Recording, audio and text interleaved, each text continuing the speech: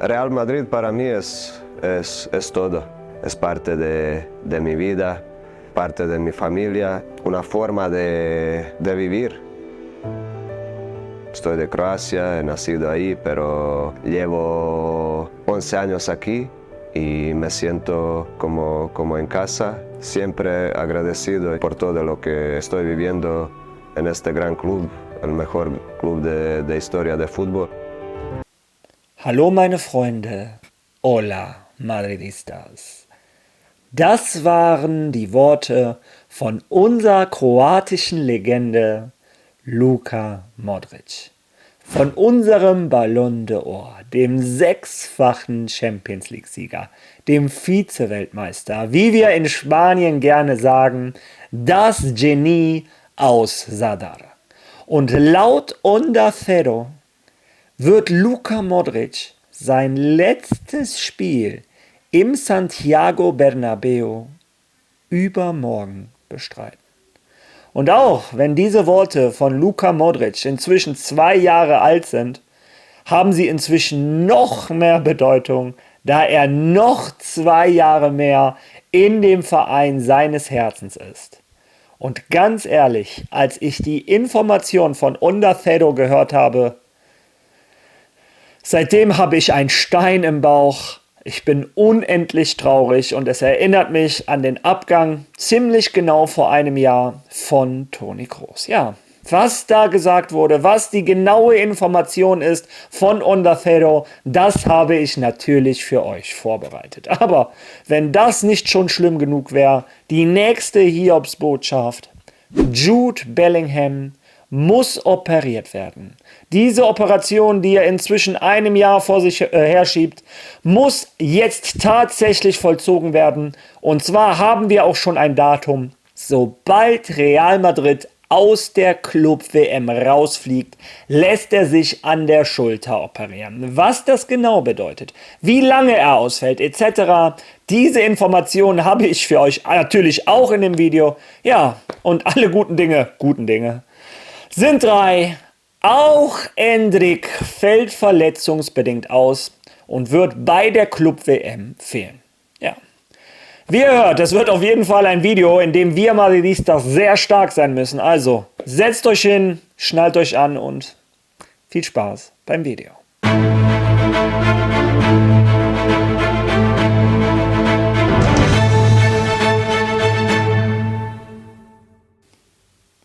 Also ganz ehrlich, ich stehe etwas unter Schock.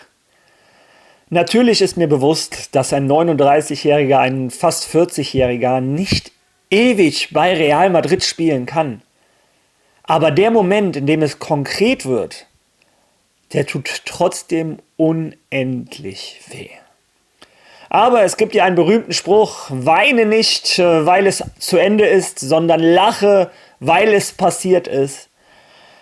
Ja, und wir Madridistas müssen sehr, sehr dankbar sein, dass wir einen der besten Mittelfeldspieler in der Geschichte dieses Sports 13 Jahre in unseren Reihen haben durften. Aber bevor ich zu viel über Luka Modric sage, hören wir uns erst einmal an, was Onda Cero gesagt hat.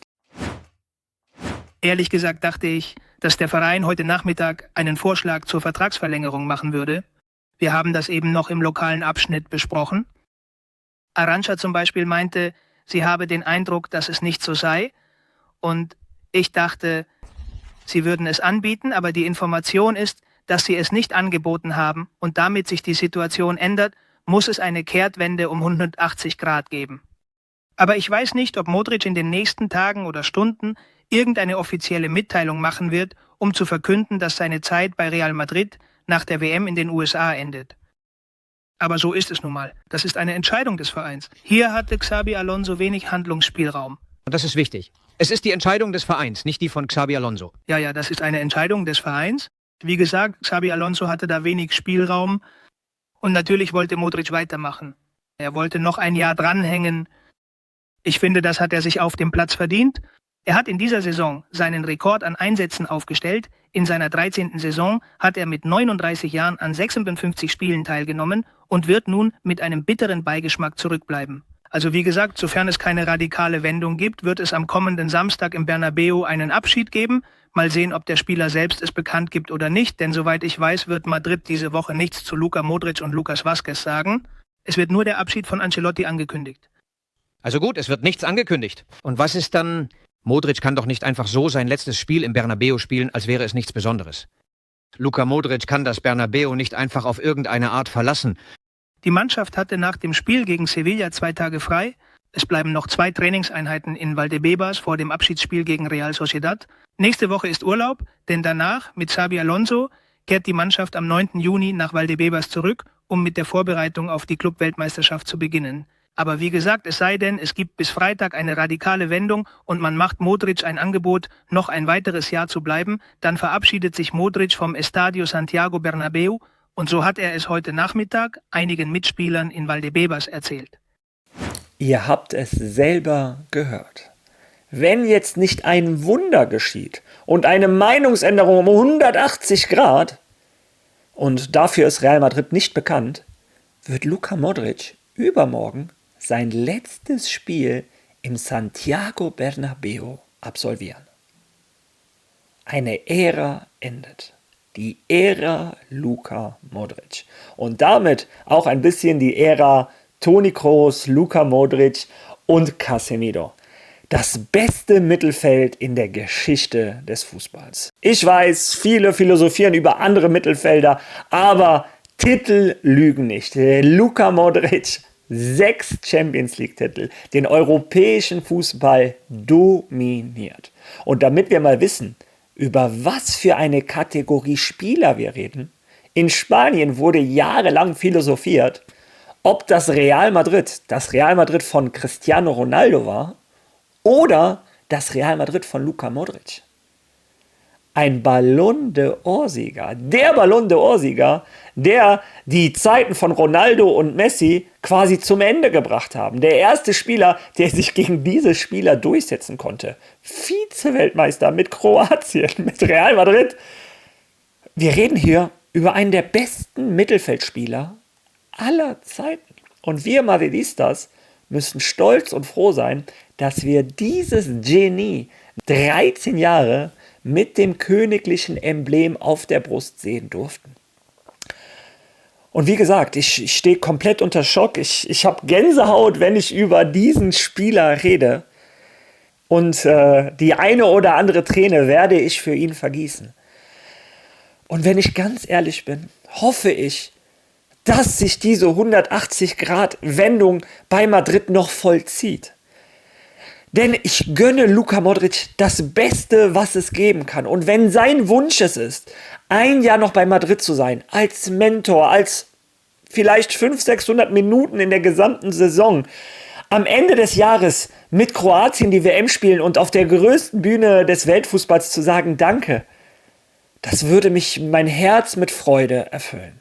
Und es gibt wenige Mannschaften, wo ich denke, Luka Modric hätte einen Abschied, den er verdient hätte. Die einzige Mannschaft neben Real Madrid ist vielleicht tatsächlich noch Dinamo Zagreb, dass er nochmal zu seinem alten Verein für ein Jahr hingeht. Aber alles andere würde mir, glaube ich, mein Herz brechen. Ja, ich bin gespannt. Ich weiß gar nicht, was ich sagen soll. Ich glaube, Luka Modric hätte einen 10-Stunden-Livestream verdient, noch mehr.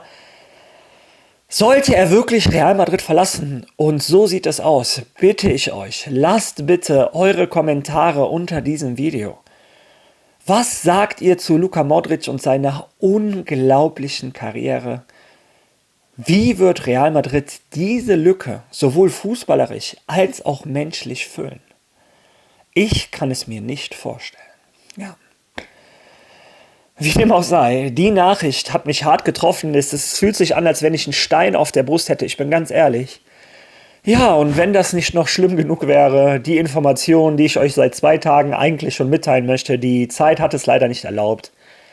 Jude Bellingham muss an der Schulter operiert werden. Vor einigen Tagen kam in der Sportbild ein Artikel an knallharte Ansage an Jude Bellingham. Die Informationen in Spanien sind ein bisschen anders formuliert, waren nicht so Clickbait-mäßig wie hier in Deutschland. Es wurde ein Gespräch mit Jude Bellingham gesucht und es wurde gefragt, was ist los? Warum performst du nicht wie letztes Jahr? Was ist passiert? Und Jude Bellingham hat klargemacht, ich spiele seit 1,5 Jahren unter starken Schmerzen. Ich kann nicht befreit Fußball spielen. Ich denke immer wieder bei jedem Kopfballduell, bei jedem Zweikampf ist ein kleiner Prozentteil meines Kopfes bei meiner Schulter. Und so hatte Jude Bellingham und Real Madrid zusammen entschieden, dass er operiert werden muss. Was das genau bedeutet, wann er operiert wird und wie lange er ausfällt, das zeige ich euch jetzt in einem Video von El Chiringuito. Die haben, was das angeht, nur mal die Connections und vor allem haben sie danach auch einen Arzt eingeladen, der genau erklärt, was da los ist. Also, diese Videos werden sehr interessant. Schaut sie euch an. Der Wettbewerb hat seit seiner Verletzung nicht aufgehört, ein Jahr und 4 oder 5 Monate dieses Jahres. Und deshalb, nachdem man es abgewogen hat, hat sich Real Madrid zur Verfügung gestellt. Die Entscheidung des Spielers hat Priorität. Und sie haben miteinander gesprochen und wissen, dass er nicht weiter mit dieser Schiene am linken Schulter spielen kann, die sehr unbequem ist, ihm keine freie Drehung erlaubt, er bei Stürzen sehr vorsichtig sein muss und dass er um zu spielen, immer eine Zeit lang mit den Physiotherapeuten dieses Tape anlegen muss und deshalb nicht seine volle Leistung bringen kann. Also, da es auch in diesem Sommer keinen Spielraum gibt, weil er jetzt, sobald er mit Real Madrid fertig ist, zur englischen Nationalmannschaft geht und dann die Clubweltmeisterschaft ansteht, ist vorgesehen, dass er sich nach der Clubweltmeisterschaft in diesen 3-4 Wochen Urlaub, die Real Madrid hat, operieren lässt und dann den Saisonstart verpasst. Die Ausfallzeit wird ziemlich variieren, aber den ersten Monat des Wettbewerbs verpasst er auf jeden Fall. Aber man muss noch sehen, wie der erste Wettbewerbsmonat von Real Madrid und Atlético de Madrid aussehen wird, wenn sie anfangen, denn das hängt davon ab, wie weit sie bei der Clubweltmeisterschaft kommen. Deshalb weiß man nicht genau, wie lange die Ausfallzeit sein wird, denn wenn der Ligastart von Real Madrid verschoben wird, weil sie sehr weit kommen, könnte diese Operation vielleicht eine längere Erholungszeit ermöglichen. Aber vor allem war es so, die Überlegung, die sie angestellt haben, war, dass es mit der Schutzausrüstung, die er in jedem Spiel tragen muss, unmöglich ist, dass er seine maximale Leistung bringt, weil er mit Vorsicht springt, mit Vorsicht landet und mit Vorsicht in die Zweikämpfe geht.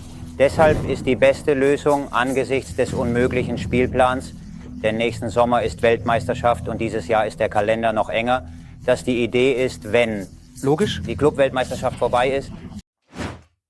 Es handelt sich um eine eher seltene Verletzung bei Fußballspielern, natürlich abgesehen von den Torhütern. Die Schulter hat eine Bewegung gemacht, als würde sie herausspringen, als ob die Schulter ausgerenkt wäre, aber sie ist nicht ganz herausgesprungen. Umgangssprachlich ist das bekannt, nicht wahr? Als Subluxation. Das Schultergelenk, wie jedes andere Gelenk auch, muss einen begrenzten Bewegungsspielraum haben. Wenn dieser Bewegungsspielraum größer ist, als er sein sollte, spricht man von Instabilität. In diesem Fall neigt die Schulter dazu, sich zu weit nach vorne aus dem Gelenk zu bewegen. Und was man dann macht, ist eine Arthroskopie, genauso wie man sie auch am Knie durchführen könnte. Das bedeutet, dass wir mit einer Kamera und Instrumenten durch kleine Schnitte in die Schulter hineingehen.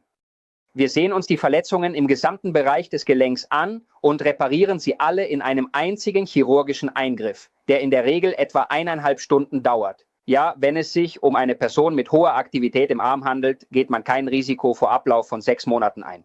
Bei einem Fußballspieler, da man davon ausgeht, dass er vor allem Hebe- und Rotationsbewegungen nur unter 90 Grad und kontrolliert ausführt, kann man ein wenig mehr riskieren. Und wir lassen sie mit Bandagen bereits nach 3 Monaten wieder spielen. Ja, Jude Bellingham, 3 Monate, wenn es laut dem Arzt geht und dann wieder mit einer festen Bandage. Wann, wie viel er genau verpasst, kommt auch ein bisschen darauf an, wie weit Real Madrid bei dieser Club-WM kommt. Denn umso weiter Real Madrid kommt, umso später ist der Saisonbeginn für Real Madrid. Sobald die Club-WM vorbei ist, lässt er sich operieren. Und das nächste Jahr ohne Urlaub oder ohne anständigen Erholungsurlaub für Jude Bellingham. Der Junge ist durch und durch Profi. Und ganz ehrlich, der Jude Bellingham, der uns letztes Jahr alle begeistert hat, der gefühlt jedes Spiel ein Tor gemacht hat, dieser Jude Bellingham, den haben wir in dieser Saison nicht gesehen. Und wir Madridistas vermissen ihn und freuen uns, wenn er endlich wieder da ist. Natürlich ist es scheiße, dass er operiert werden muss. Aber bevor er ein Leben lang unter Schmerzen spielt und ein Leben lang nicht mehr befreit Fußball spielen kann, dann lass dich lieber einmal operieren. Warte von mir aus lieber 3 oder 4 Monate, anstatt es zu früh zu erzwingen, und dann war das alles umsonst. Ich freue mich auf den Jude Bellingham, der uns in seiner ersten Saison begeistert hat. Und ich glaube, dieser Jude Bellingham kann mit Real Madrid auch noch unglaublich viel erreichen. Also, wie dem auch sei, auch wenn es traurig ist, auch da freue ich mich wieder auf den alten Jude Bellingham. Bin ich über eure Meinung gespannt. Ja, außerdem ergibt es jetzt auch ein bisschen mehr Sinn, dass Real Madrid so händeringend nach Verstärkungen im Mittelfeld sucht. Wenn wir bedenken, ein Dani Ceballos wird anscheinend gehen, ein Luka Modric wird gehen, ein Bellingham fällt monatelang aus. Dann macht es Sinn, warum Real Madrid anscheinend neben einem Nico Paz auch noch an weiteren Mittelfeldspielern interessiert ist. Naja, vielleicht wird ja jetzt doch ein Schuh draus. Ja, und zu guter Letzt, wie gesagt, als wenn 2 schlechte Nachrichten nicht genügen würden. Gestern kam der medizinische Bericht von Endrick. Schauen wir uns den auch noch einmal zusammen an. Und wie ihr seht, steht da: Nach den heute vom medizinischen Dienst von Real Madrid an unserem Spieler Endrick durchgeführten Tests wurde bei ihm eine Oberschenkelverletzung im rechten Bein diagnostiziert. Ausstehende Entwicklung. Ja, ausstehende Entwicklung bedeutet mehr oder weniger in diesem Fall 2 Monate Ausfall. Somit sind Arda Güler und Luka Modric die einzigen Spieler von Real Madrid, die in dieser Saison verletzungsfrei geblieben sind. Real Madrid muss dringend nach einer Lösung für dieses Problem suchen. Anscheinend hat auch Xabi Alonso klargemacht, das ist das erste Problem, was er angehen möchte. Denn Real Madrid, es ist kein Zufall, es ist kein Pech, wenn sich die gesamte Mannschaft bis auf 2 Spieler über eine Saison bereits verletzt haben. Einige bereits mehrfach. Ja, für uns als Madrid bedeutet das allerdings auch, wir brauchen für diese Club-WM eine Lösung. Wir können diese Club-WM nicht nur vorne drin mit Kylian Mbappé und Vini spielen. Es muss auch Spieler geben, die den beiden mal Erholung geben. Und so wie es aussieht, plant Real Madrid tatsächlich noch den Transfer von einem Stürmer. Oder es könnte passieren, dass Gonzalo Garcia, der Junge von Real Madrid Castilla, in dieser Club-WM eine wichtigere Rolle bekommt und seine Chance in wichtigen Spielen bekommen könnte. Wie es um Rodrigo steht, dazu werde ich morgen in meinem Video kommen, denn anscheinend möchte Arsenal Rodrigo und anscheinend möchte Rodrigo auch Arsenal. Aber wie gesagt, dazu kommen wir morgen. Heute bleiben wir erstmal bei diesen Themen. Luka Modric könnte seine letzten Stunden für Real Madrid spielen. Naja, die Club-WM würde er noch mitnehmen. Jude Bellingham wird nach der Club-WM operiert und Endrick fällt monatelang aus. Es gibt leider keinen schönen Weg, schlechte Nachrichten zu vermitteln. Ich bin gespannt, ob euch dieses Video trotzdem gefallen hat, trotz der schlechten Nachrichten. Wenn ja, lasst trotzdem bitte ein Like da. Ich kann ja nichts dafür. Lasst einen Kommentar da, teilen, followen. Ihr wisst, wie YouTube funktioniert. Und morgen sehen wir uns hoffentlich mit besseren Nachrichten wieder. Bis dahin. A la Madrid!